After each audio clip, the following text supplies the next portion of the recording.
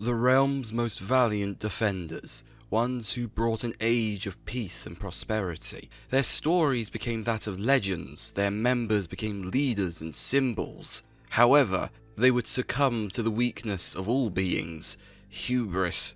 Crystals came, and with that, power. Power leads to divides, and none was greater than that of Valerian Khan. Khan's magistrates took over the realm when the Paladins disbanded in peacetime, and the discovery of crystals threatened the way of life they'd preserved. Power in the hands of anyone could lead to more unrest, more strife, so he sought to outlaw this newfound discovery. His once ally Valera staunchly opposed such an action, restricting the next generation of magicians and heroes from ever being realized. She formed a resistance to fight against him, and thus the Crystal Wars began. "And that's where you entered," a young orc shouted as the tribe listened intently to the story being told. Grok chuckled and he patted the young one on the back. "Yes, that's where Grok joined in. Grok had to ensure we would be safe, no matter who or what ruled this realm. With lightning in my hands, we watched on as the Stegala were reawakened, the houses mobilized, and the last warder returned. Crystals were the least of our worries, as Abyss and Pyre slowly crept their way back into the realm, reigniting an ancient conflict." The orcs all shuddered at the thought of such powers beyond them, their quaint home within Greenwood feeling like a speck of dirt on the bottom of a vast riverbed. Their chieftain was all that stood between them and such foes, and so they rallied behind him as he continued his tale. "Then, the man beyond our time warned us of an imminent danger, the darkness. As Yagarath began to devour the realm, all sides were scrambled, as a universal need to survive outweighed any prior conflict. They fought side by side, until Azan came down from the pyre itself to seal away the being once more." The crowd cheers as Grok waves his hands to settle them. "However, he is not the saviour of orcs. The Pyre is not our ally. They care only for their defeat of the Abyss. That is why we need Paladins, now more than ever. It's why Grok departs." The whole village fell silent. Their protector, who had stood by them through all this, was going to leave? Murmurs grew of fear and doubt. Grok waited patiently as his people returned their attention to him. "Grok will still protect you. You will be ever safe. This realm grows, and allies are the only way to ensure we are heard and seen. Grok will return, friends in hand. Promise." The village erupted into applause, and people rallied behind their chieftain as he took up his staff and left to meet with their closest peer, Cassie of House Arturus. "The resistance as it once was is no more." Cassie's words bounce off the trees around them as she walks with Grok down the trail following Ziggs. House Aiko is seeing to that. "This is not about resistance. It's about paladins," Grok insists as Ziggs begins to squawk at something in the distance. Cassie lines up a shot and takes a deep breath before she sends an arrow towards the brush. "There's a difference?" Cassie asks half-heartedly as she retrieved her prize. "The resistance fought for a purpose. Paladins fought for the realm. We need to unite. Moore taught us that." Grok stands tall as Cassie looks up and down him, as if she were gauging his level of dedication. She sighs with a smile on her face. "I'll go speak to Grover. If you want this plan to work, we're going to need Barrick. He has connections throughout the realm, and we are going to need all the help we can get. Last I heard, he had set up a shop in the trade district." "Whatever you say, Huntress. Until we meet again." "Well, I'd never thought I'd see the day," Barrick shouts over the voice of his workshop as Grok tries to continue but can't overcome the sounds of hammering. "Red River Orcs coming out and telling us we need to do better. Happy to have you. Welcome." Barrick sits down with his visitor and discusses the difficulty of the task before them.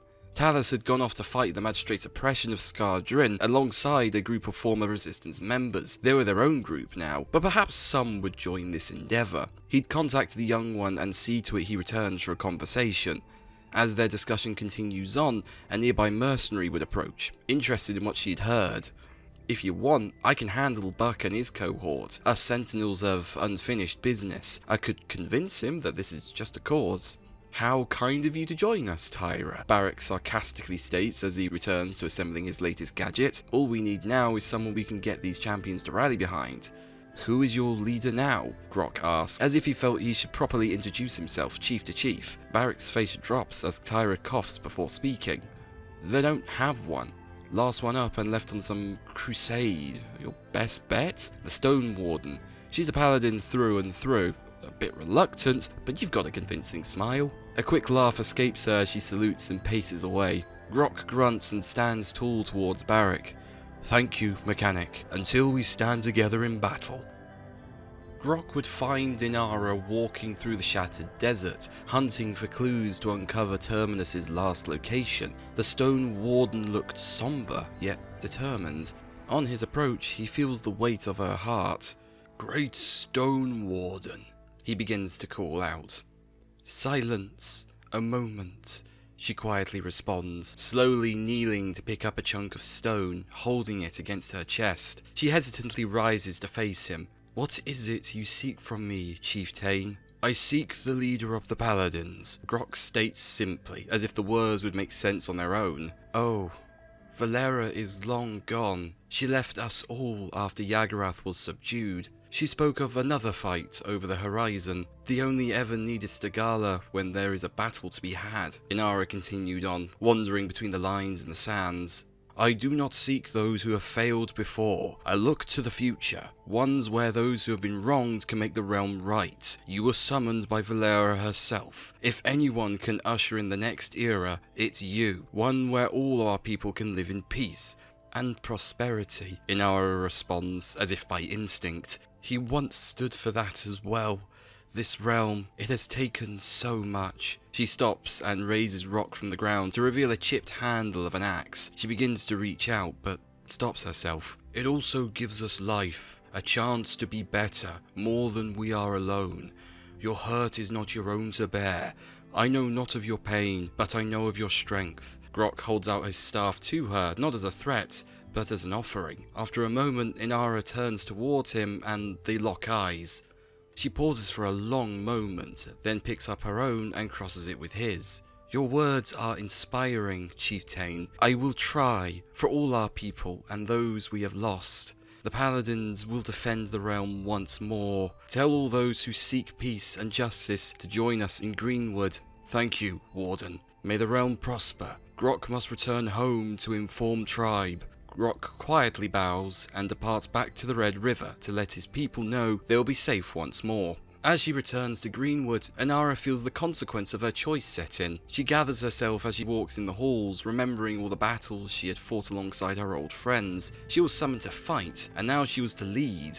This time, they would stand to protect everyone, even those who had no one to fight for them before. A realm united not by who leads, but the people within it. She would simply be the wall between them and that which would hurt them. She always was.